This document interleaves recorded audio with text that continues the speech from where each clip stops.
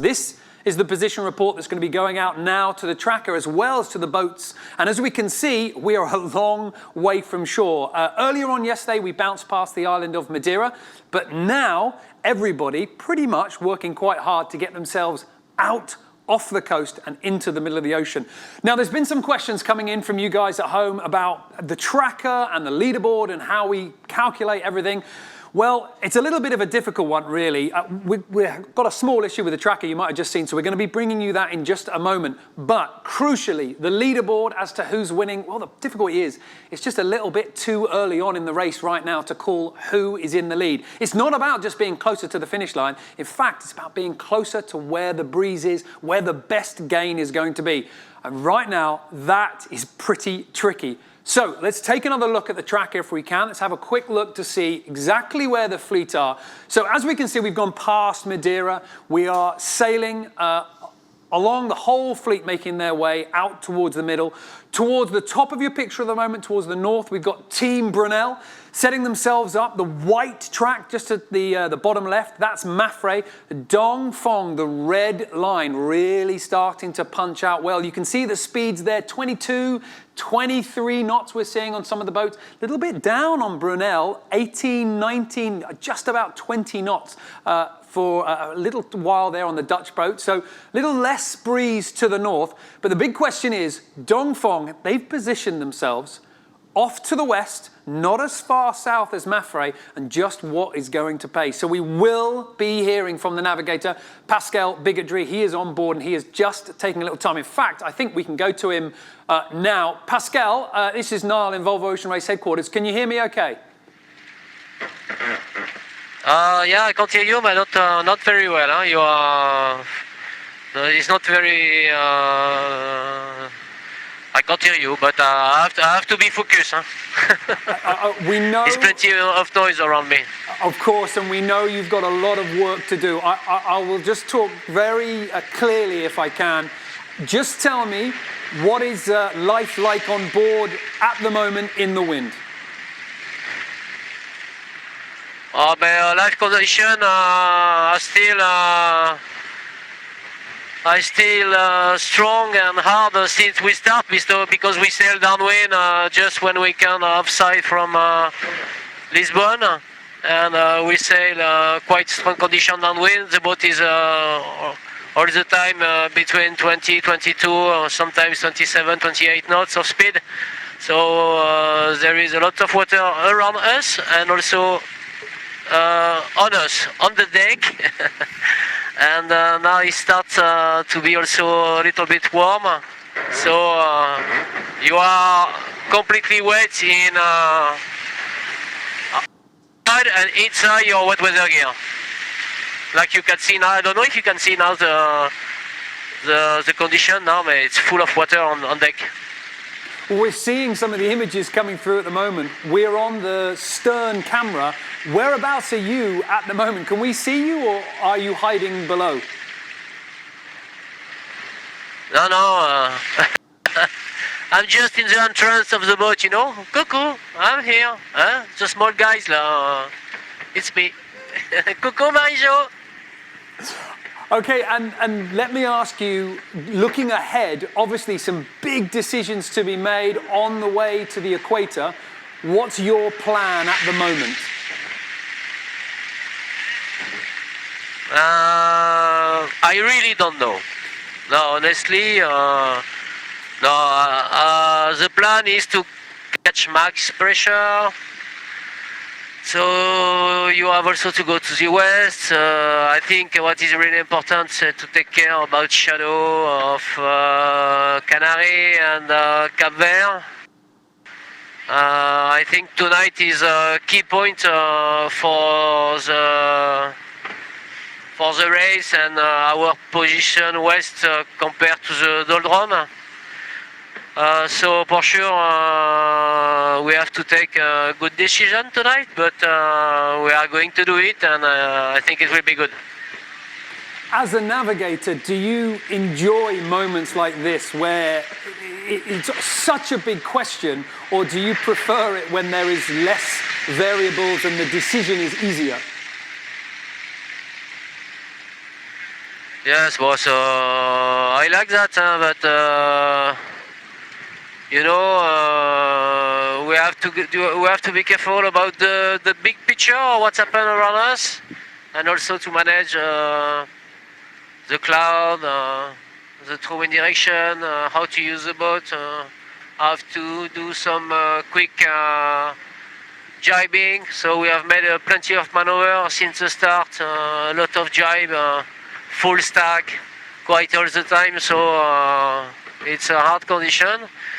And about my job, but sometimes you have to do something simple, and sometimes I think it's a good idea. Well, we can see that the boat is really flying along in the wind. Who's on watch at the moment? Who's driving? On watch at the moment is Marie. Driving is Daryl Westlang, and grinding is Chen, Horace, and Jeremy Bayou. All right, well, listen, we'll let you get back to the important work of finding out exactly what's going to pay on this leg. Thank you so much for talking to us. It was a pleasure, my friend. Okay, so an upbeat note at the moment from the navigator's chair. Now then, here in Volvo Ocean Race headquarters, we've got Conrad Colman working exclusively for us to try and work out exactly what is going on all the boats. And I guess the big question is, you know, a lot of pressure going on right now on the navigators. Conrad, this is going to be hard for them. There is a lot of pressure on the shoulders of the skippers and the navigators right now. They are going to be working so hard. And as you saw in what Pascal just said to us, he doesn't actually know how this is going to play out. And he is one of the most experienced offshore navigators in the world. Unfortunately, we seem to have a problem with our computer, and I really hope that that's the case, not the case with Pascal Bidigoy at the moment. The key thing to understand is that it's really unsure how to deal with the way forward.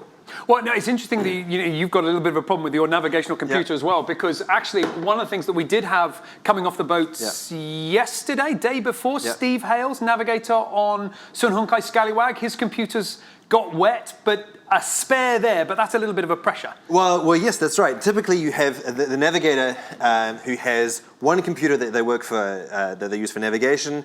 Sitting right next to that, you've got another laptop that the crew typically uses to write letters home to their sweethearts, and then he's got a tactile touchscreen that he can also use as an ultimate backup. And then if all of that goes down, then he's out of tactical options. Then it's just drawing lines on a piece of paper, or indeed using the BNG chart plotter.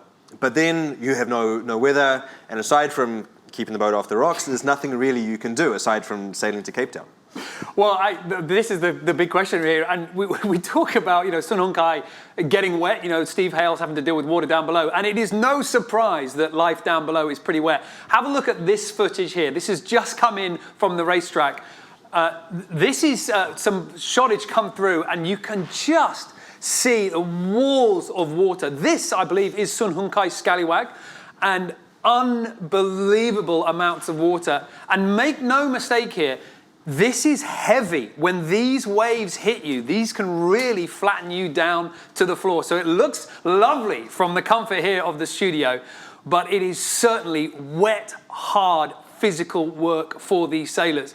And we have seen over the last few days since this legs began, I think we've been racing now 1 day, 23 hours. The little clock in our studio is telling me. We're seeing a little bit of tired sailors. We're seeing some hard work here. Difficult to sail, difficult to make decisions.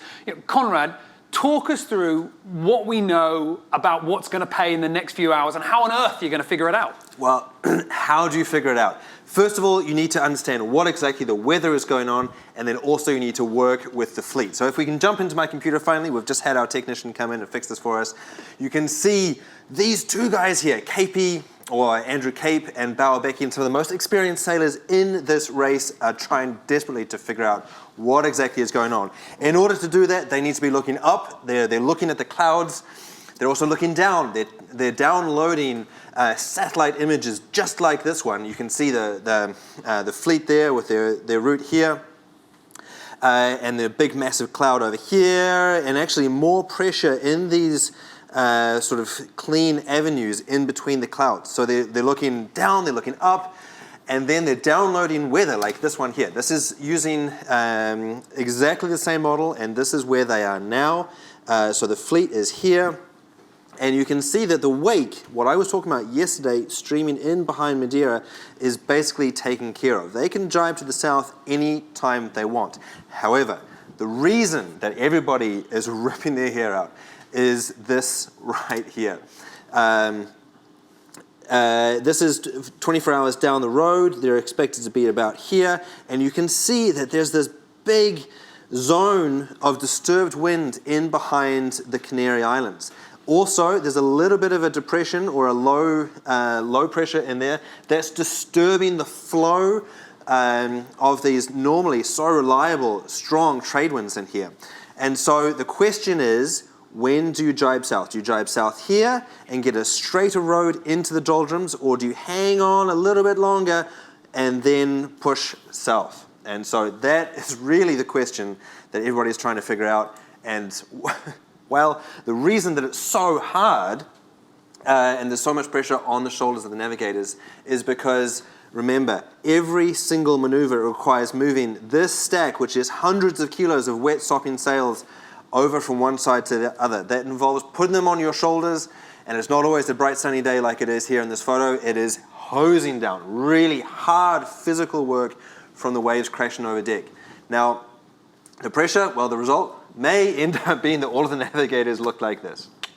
Well, there you go. Hard physical work for the sailors. Everybody's starting to feel a little bit tired. And to give us some insight, Pablo Arate and Blair Tuke sent this in about life on board. Well, the crew is performing very good. We are all very happy. We are fighting hard because this beginning of the leg is quite important, and we have all the boats quite close to each other. So this is a critical moment, and we are pushing very hard and doing quite a lot of maneuvers. Not resting much, but it's all right, pushing. Yeah, it was certainly a pretty fast start. Wind's a bit lighter now, but I've done all right. Managed to have a bit of sleep, but now lots of jibing and yeah, plenty of breeze to start with, so everyone's a little bit tired, but not too bad. It's nice to have the journey underway. Tired eyes there for Blair Tuke, a offshore novice, you could say, even though a strong pedigree behind him. But the Volvo Ocean Race is certainly taking no prisoners on the first few days out from Lisbon. And it's also taking no prisoners with the equipment as well. Just before we came on air, these photos were sent to us by Vestas 11th Hour Racing. And Conrad, just talk us through what we're seeing here. Well, what's happened is they've got the snips out. And also the glue. This is a product here called Dr. Sails, which is a flexible two-part epoxy. And looking at the fact that they've got this, this big yellow sail here, knowing that Vestas haven't branded completely their masthead code 0, this could be either that sail or the A3. In either case, it is absolutely crucial that they get the sail fixed and back up in the air. You can see Jenna Meyer Hansen here looking a little stressed out about the fact that they don't have that sail all set up. As a 49er sailor, she's probably learning on the job here how to do an offshore sail repair. And the reason that she's so stressed about this is because while they are out playing with scissors, chopping up bits of sail material and gluing them back together to get the sail back operational, their competitors, remember, are doing this back at full speed, and they're going to be bleeding miles. Well, there's certainly going to be a lot of racing still to come. A quick update about the tracker. We were live in the early stages of the race. That's the plan when the boats are just heading out at the beginning of the leg. Now the updates are on every 6 hours. We're 700 UTC, 1300 UTC, and so on. But if you subscribe to the Race Experts Twitter feed, that is the people that occupy this room and feed us with all the information here. They will let you know anytime anything interesting happens, as well as when they are manually updating the tracker as well. It's the best way to stay in tune with the race. Apart from that, we'll be back tomorrow with another quick fix in the morning, and then again an in-depth analysis with the daily live show at 1300. We'll see you then.